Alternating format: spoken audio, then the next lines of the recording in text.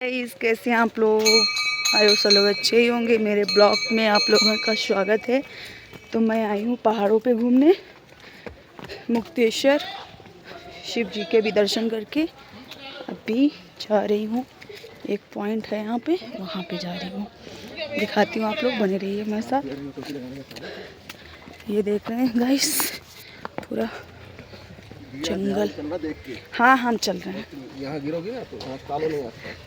मेरे हस्बैंड कह रहे हैं गिरोगी तो यहाँ अस्पताल भी नहीं है, पैर वैर टूट जाएगा, पड़ी रहोगी यहीं पे।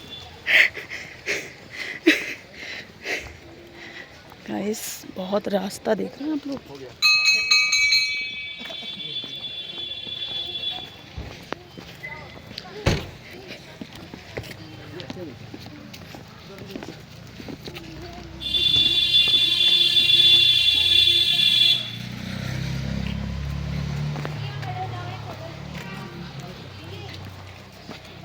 ये देखिए रास्ता, सी पतला सा रास्ता है।